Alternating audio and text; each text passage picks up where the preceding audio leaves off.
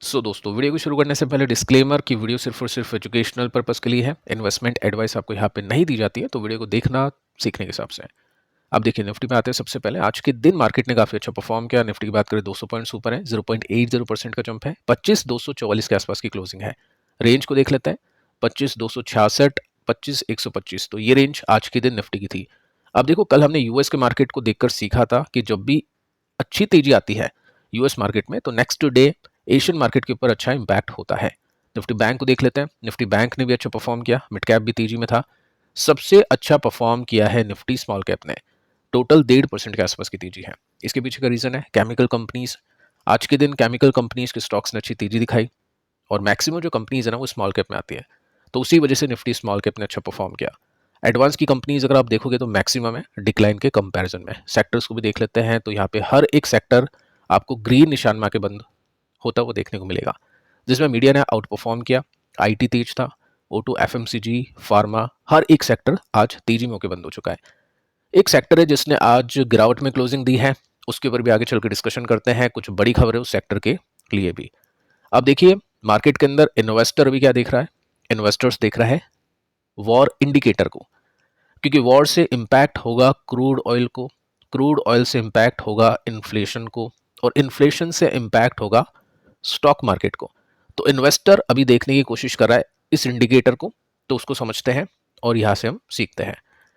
देखिए दोस्तों, मेंशन कर रखा है सबसे पहले कि मार्केट ने अच्छी तेजी दिखाई आज के दिन। इन्वेस्टर्स सीज फायर को थोड़ा सा पॉजिटिवली ले चुके हैं। डेफिनेटली सीज फायर के बाद में एक अटैक हुआ दोनों कंट्रीज के बीच में, बट उसके बाद ऐसी कोई बड़ी न्यूज़ आती हुई देखने को नहीं मिल रही है, विच इज़ वेरी गुड। तो यहाँ पे इस वजह से तेजी बनी है ओपनिंग में। साथ में हम क्लोजिंग की बात कर लेते हैं, तो क्लोजिंग भी अच्छी हो चुकी है। 700 पॉइंट्स के उछाल के साथ में सेंसेक्स बंद हो चुका है। निफ्टी 200 पॉइंट्स के आसपास की तेजी के देखिए बंद हो चुका है। टेंशन थोड़ी सी कम हुई है, ये एक रीज़न है। 13 सेक्टर्स ग्रीन में थे, मीडिया ने आउट परफॉर्म किया, जिसमें टाइटन, एमएनएम, ग्रासिम ये टॉप गेनर्स थे। एचडीएफसी बैंक, रिलायंस ने भी कंट्रीब्यूशन किया। साथ में ब्रॉडर इंडाइसिस ने अच्छी तेजी पकड़ी, क्योंकि मिड और स्मॉल कैप में काफी बड़ा एक्शन देखने को मिला है। सबके पीछे का जो रीजन है, ग्लोबल ग्लोबल सिचुएशन अच्छी है, सेंटिमेंट अच्छा है, तो इस हिसाब से मार्केट ने आज के दिन काफी अच्छा परफॉर्म किया। अब देखो दोस्तों, यहाँ पे कुछ बड़ी खबरें मैं आपके सामने रखना चाहूंगा, नोट कर सकते हैं। शाम को 5 बजे के आसपास की न्यूज है सबसे पहले, और इसके अंदर आप देखोगे तो ईरान के जो फॉरेन मिनिस्टर हैं, उन्होंने बोला है कि यूएस की जो स्ट्राइक है वो काफ़ी डैमेज कर चुकी है इनकी न्यूक्लियर साइट को। देखो, ये सब पढ़ना इन्वेस्टर्स के लिए इंपॉर्टेंट इसलिए होता है क्योंकि अभी जो सबसे मेजर इंडिकेटर है वॉर इंडिकेटर है। तो इन्वेस्टर वो देखेगा कि कितना डैमेज हो सकता है मार्केट को, कितना इन्फ्लेशन बढ़ सकता है, तो वॉर कितनी ज़्यादा इंटेंस है वो देखने की कोशिश करेगा। तो कहने का मतलब ये है कि ईरान ने तो बोल दिया कि यूएस ने अटैक कर दिया तो डैमेज हो गया। एक्चुअली ऐसा क्यों बोला उसको आगे चल के देखते हैं। साथ में दोस्तों, एक बड़ी खबर आप नोट कर सकते हैं कि नेटो कंट्रीज एग्री कर चुकी है इन्वेस्ट करने के लिए 5% अपनी जीडीपी का एनुअली डिफेंस सेक्टर में 2035 तक। तो काफी बड़ा इन्वेस्टमेंट यहाँ पे होगा। अब ये न्यूज कब आई है? ये न्यूज आई है आफ्टर मार्केट क्लोजिंग, शाम को 5 बजे के आसपास। इंपैक्ट कब होगा? कल के दिन। कैसे इंपैक्ट हो सकता है? जब भी इस तरह की न्यूज आती है तो डिफेंस कंपनीज के स्टॉक्स में पॉजिटिविटी आती है। लेकिन क्या ये न्यूज पहली बार आ रही है? नहीं दोस्तों, ये न्यूज पहले भी आ चुकी है। उसकी वजह से क्या होता है, डिफेंस की जो कंपनीज थी उनके स्टॉक्स ऊपर गए थे। अब देखते हैं दोबारा स्टॉक्स ऊपर जाते हैं या नहीं, क्योंकि उस समय ट्रंप ने कहा था नेटो को कि ऐसा करना चाहिए। अब नेटो यहाँ पे अग्री कर चुका है, तो ये तो एक ठप्पा लग चुका है। देखते हैं कि कल के दिन डिफेंस कंपनीज कैसा परफॉर्म करेगी। आगे चलते हैं।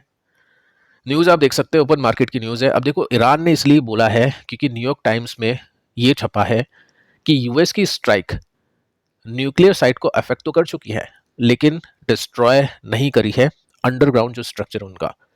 देखो, इसराइल प्रैक्टिकली कुछ नहीं कर सकता है, ऊपर ऊपर से अटैक होगा, लेकिन जो अंडरग्राउंड स्ट्रक्चर है उसको नहीं तोड़ सकता है। वो तोड़ सकता है वो यूएसए है। अब यूएस ने किया, लेकिन यहाँ पे रिपोर्ट आ रही है कि ऐसा कुछ हुआ नहीं। हो सकता है ईरान इसलिए ऐसे बोल रहा हो क्योंकि दोबारा से अटैक नहीं कर दें, ये भी एक सिचुएशन है। ठीक है, साथ में आप देखोगे तो आपको यहाँ पे नोट करने को मिलेगा कि यूएस की इंटेलिजेंस ने भी बोला है कि ईरान का जो न्यूक्लियर प्रोग्राम है वो डिले हो चुका है जस्ट 1-2 महीने, सिर्फ 1-2 महीने। ट्रम्प का स्टेटमेंट था कि 8-9 महीने हमने डिले कर दिया है, तो ये भी एक बात है।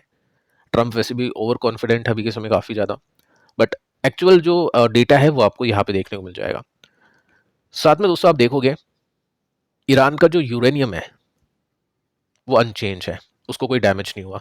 डैमेज हुआ है काफ़ी सारी जगह पर, but complete assessment is pending. इतना कुछ खास डैमेज यहाँ पे नहीं हो पाया। तो अगर ये डेटा वाकई में बिल्कुल सही है तो यूएस कोशिश करेगा वापस से कुछ ना कुछ अटैक करने की। अगर ऐसा होता है तो फिर वो चीज़ें खराब हो सकती हैं और इम्पैक्ट पड़ सकता है मार्केट पर नेगेटिवली और गोल्ड और डिफेंस कंपनीज पर पॉजिटिवली। साथ में दोस्तों आप देख सकते हैं कि डोनाल्ड ट्रंप ने बोला है कि यूएस स्ट्राइक करेगा दोबारा से अगर ईरान रीबिल्ड करता है। ठीक है, एक ये भी हो गया। साथ में यूरोप भी इंक्रीज करेगा अपनी डिफेंस की स्पेंडिंग। तो टोटल जो मार्केट है उसमें वॉर काइंड ऑफ सिचुएशन अभी चल रही है, डिफेंस की स्पेंडिंग इंक्रीज हो रही है, डिफेंस कंपनीज की वैल्यूएशन भी इंक्रीज हो रही है। ठीक है, तो ये एक रीजन है। डिफेंस कंपनीज का जो इंडेक्स है 60 के पी पर है, 60। ठीक है, और आज के दिन डिफेंस कंपनीज के स्टॉक ने 2% की गिरावट के साथ में क्लोज किया है। अब इसके पीछे का रीजन आपको बताइए कि मार्केट अच्छा कर रहा है, कि मार्केट को लग रहा है सीज फायर हो चुका है तो डिफेंस की कंपनीज नीचे है। लेकिन जो भी इन्वेस्टर ऐसा सोच रहा है कि आगे चल के वापस से अटैक शुरू हो सकता है, इंटेंस हो सकता है, वो ऐसी गिरावट में डिफेंस कंपनीज को ले रहा होगा। और जिनको भी ऐसा लग रहा है कि नहीं यार अब चीज़ें हो चुकी है सॉल्व, वो डिफेंस कंपनीज को बेच रहा होगा। तो ये सिचुएशन अभी डिफेंस कंपनीज में चल रही है। आगे चलते दोस्तों, एक न्यूज़ है आरबीआई की तरफ से इकोनॉमी को लेकर कि अभी सही इकोनॉमी, ग्लोबल काफ़ी प्रॉब्लम चल रही है, स्टिल अपन सही है। तो ये जो स्टेटमेंट है ये बैंक्स को इम्पेक्ट करता है क्योंकि इकोनॉमी की जो बैकबोन है वो बैंक्स है। अब देखो निफ्टी बैंक ने कैसा किया, 129 पॉइंट्स की तेजी। अब डिफेंस कंपनीज की सिचुएशन अपन ने देख ली, बैंक्स की सिचुएशन देखें तो बैंक्स वैल्यूएशन के हिसाब से दोस्तों काफ़ी सेफ इन्वेस्टमेंट देखने को मिलता है। 20-22 का पी है, तो वैल्यूएशन डिक्रीज होने की चिंता नहीं है। स्लो ग्रोथ मिल जाती है बट ग्रोथ मिल जाती है। निफ्टी और निफ्टी बैंक के बीच में मैंने आपको एक डेटा दिया था सिखाने के हिसाब से कि निफ्टी और निफ्टी बैंक को कंपेयर करें तो निफ्टी बैंक ने आउट परफॉर्म किया है निफ्टी को लॉन्गर टर्म में। 1 साल का डेटा है जिसमें आप देखोगे निफ्टी बैंक थोड़ा सा ऊपर है। मैं 5 साल का डेटा आपको दिखा देता हूँ जिसमें भी आप देखोगे निफ्टी बैंक ऊपर है। तो इन्वेस्टर्स इसीलिए बैंक्स को रखते हैं अपने पोर्टफोलियो में। देखो बैंक रखने का फायदा क्या है, एक तो वैल्यूएशन कंफर्टेबल मिलती है, एकदम से पी टूटने की चिंता नहीं होती है। सेकंड आप देखोगे तो बैंक्स के अंदर होता है मोट, रेगुलेशंस होते हैं, लाइसेंस मिलता नहीं है, और वो मोट होता है उस वजह से जो एग्जिस्टिंग बैंक्स हैं उनका कंपटीशन इतना ज़्यादा नहीं बढ़ता है क्योंकि बैंकिंग जो लाइसेंस वो मिलना काफ़ी ज़्यादा डिफिकल्ट होता है। और बैंक्स अपनी यूपीआई भी आप देख सकते हैं इंडिया में ही है। ये सारी चीज़ें बैंक्स को काफ़ी अट्रैक्टिव बना देता है और इसी वजह से जो फंड हाउस होते हैं, म्यूचुअल फंड होते हैं, इंडेक्स होते हैं, वो बैंक्स को सबसे ज़्यादा अपने पोर्टफोलियो में रखते हैं। अब काफ़ी लोग बैंक्स में इन्वेस्ट नहीं करते हैं क्योंकि बैंक्स के रिटर्न्स कमाते हैं। देखो बैंकिंग सेक्टर में इन्वेस्ट करने का सिंपल सा तरीका है, जो बैंक कंटिन्यूसली पिछले 4-5 क्वार्टर से अच्छे नंबर्स दे रहा है, जिनका चार्ट बहुत अच्छा चल रहा है, उन बैंक्स में इन्वेस्ट करें तो पैसा बनता है। ये देखो टाइम टू टाइम होता है, ये थोड़ा सा एक्टिव रहना पड़ेगा यहाँ पे, कुछ कुछ 6-6 12 12 महीनों में आपको रिव्यू करना पड़ता है। एक टाइम था जब HDFC बैंक आउट परफॉर्म करा था, उससे पहले कोटक ने भी आउट परफॉर्म किया है। अभी जो टाइम चल रहा है दोस्तों ICICI बैंक का चल रहा है। सिंपल सा डेटा अगर आप देखोगे ना, कंपैरिजन करोगे इसका म्यूचुअल फंड के साथ कर लो या फिर आप इंडेक्सेस के साथ में कर लो, तो इसने आउट परफॉर्म किया। 5 साल में 308% के रिटर्न है और कंसिस्टेंट है। इसकी वैल्यूएशन भी जस्ट 20 का पी है। नंबर्स आउटस्टैंडिंग आ रहे हैं। तो ऐसे में जो भी इस तरह की कंपनीज को फाइंड करता है उसमें अच्छी ग्रोथ मिलती है और सेक्टर की ग्रोथ का काफ़ी अच्छा फायदा मिल जाता है। तो आपके पास में ICICI बैंक है या नहीं है, आप चाहे तो नीचे कमेंट करके बता सकते हैं। अब देखिए निफ्टी की सिचुएशन कैसी है। निफ्टी अभी रेसिस्टेंस पे है, ये चीज़ आपको पता ही है। अभी निफ्टी रेसिस्टेंस पर परफॉर्म करा है और ये कप है, ये हैंडल है, देखते हैं ब्रेकआउट निफ्टी करता है या फिर नहीं। अभी तो निफ्टी रेसिस्टेंस पे है। सपोर्ट ऊपर की तरफ शिफ्ट होता है वो देख सकते हैं, रेसिस्टेंस ऊपर की तरफ शिफ्ट होता है वो देख सकते हैं, विच इज़ वेरी गुड। इसको हम असेंडिंग पैटर्न बोल सकते हैं। अब देखिए दोस्तों कुछ कंपनीज है जिनको लेकर कुछ खबरें हैं, उनके ऊपर डिस्कशन करते हैं। टाइटन 4% की तेजी के साथ में आज क्लोज हो चुका है और 3,24,000 करोड़ का मार्केट कैप है, 97 का इसका पी रेशियो है। अब देखो रीज़न क्या है, मैक्वेरी को लगता है कि ये जो स्टॉक है इतनी वैल्यूएशन पर भी चलना चाहिए। 97 की वैल्यूएशन है, आउट परफॉर्मेंस को करना चाहिए, उस वजह से स्टॉक का प्राइस चल गया। रीज़न क्या है?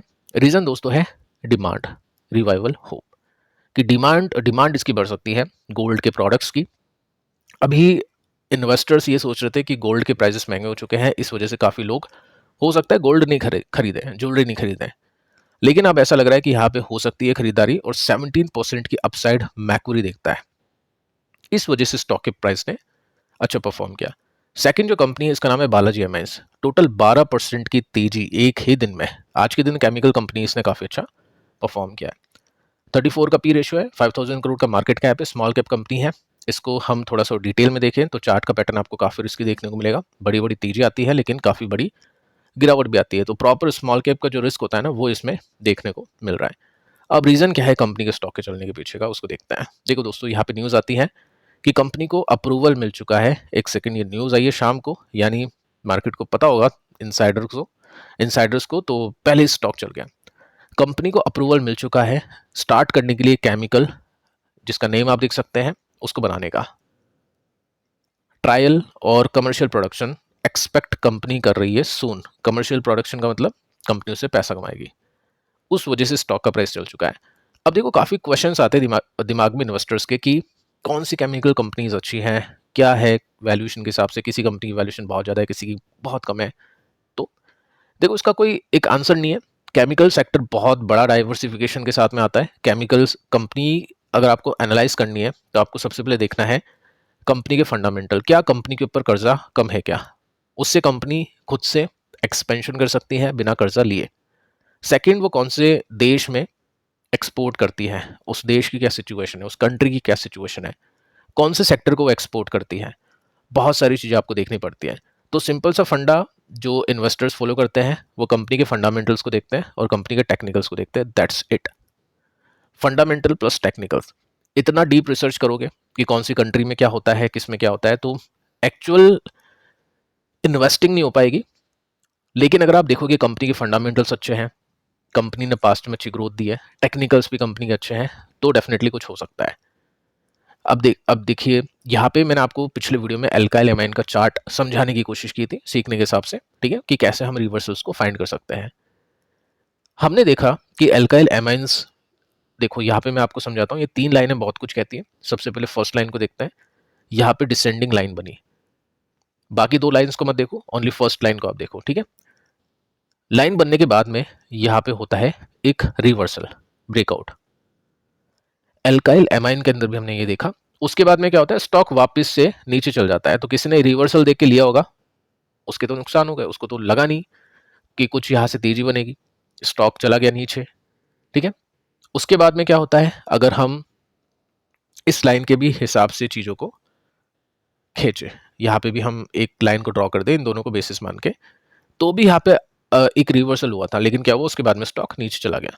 तो बैक पैटर्न आपको देखना पड़ता है कि जब भी इस तरह का डेटा बनता है तो आपको डबल श्योर होना पड़ता है कि पहले तो डिसेंडिंग लाइन को ब्रेक करना पड़ेगा, फिर एक स्ट्रेट लाइन को ब्रेक करना पड़ेगा जो पिछला सपोर्ट था। एग्जाम्पल मैं आपको देके चलता हूँ, यहाँ पे हम नोट कर सकते हैं कि ये जो पॉइंट्स थे ये पहले सपोर्ट थे, तो अब ये क्या बनेगा, रेसिस्टेंस बनेगा। तो पहला ब्रेकआउट इसने यहाँ पे दिया, सेकेंड ब्रेकआउट इन्वेस्टर्स को देखना है, ये वाला, ये सपोर्ट है, ये बन गया रेसिस्टेंस। क्या स्टॉक ने इसको तोड़ा? नहीं, तो स्टॉक ने रिवर्सल नहीं दिया, इसका ये मतलब होता है। सेकंड आप देखोगे ना तो अभी इन्वेस्टर ये सोच रहे हैं कि ये सपोर्ट हो गया, अब इसको अगर ये स्टॉक तोड़ देता है यहाँ पे पॉजिटिवली, तो काइंड ऑफ एक रिवर्सल की एक्सपेक्टेशन हम कर सकते हैं। तो अभी तक क्या स्टॉक में रिवर्सल हो चुका है क्या? नहीं। ऐसी जब न्यूज़ आती है तो हो सकता है 1-2 दिन स्टॉक चल जाए, लेकिन इस तरह की ग्रोथ के लिए स्टॉक को एक स्ट्रक्चर को ब्रेक करना पड़ेगा, एक अच्छे से रिवर्सल को देना पड़ेगा। हो सकता है स्टॉक थोड़ा सा महंगा मिले, लेकिन वहाँ पे श्योरिटी हो जाती है इन्वेस्टर्स के लिए, और उसके बाद में अच्छे रिटर्न्स बनते हैं। और उसके साथ में फंडामेंटल्स आपको चेक करने हैं। फंडामेंटल्स में क्या आते हैं, नंबर्स आते हैं, कंपनी की सिचुएशन आती है, तो नंबर्स भी देखने पड़ेंगे आपको कि नंबर्स आए अच्छे और साथ में टेक्निकल में रिवर्सल हो जाए, तब वो जो स्टॉक होता है वो इन्वेस्टर्स के लिए काफ़ी अच्छी बैट बन जाती है।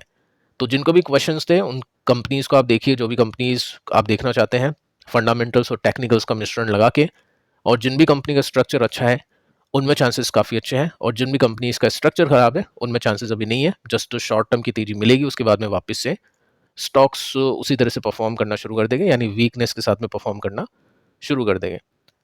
सो फिलहाल दोस्तों इस वीडियो में इतना ही। पिछले दोनों वीडियोस को भी देख लेना, काफ़ी इंपॉर्टेंट है। मिलते हैं नेक्स्ट वीडियो में, तब तक के लिए बाय बाय।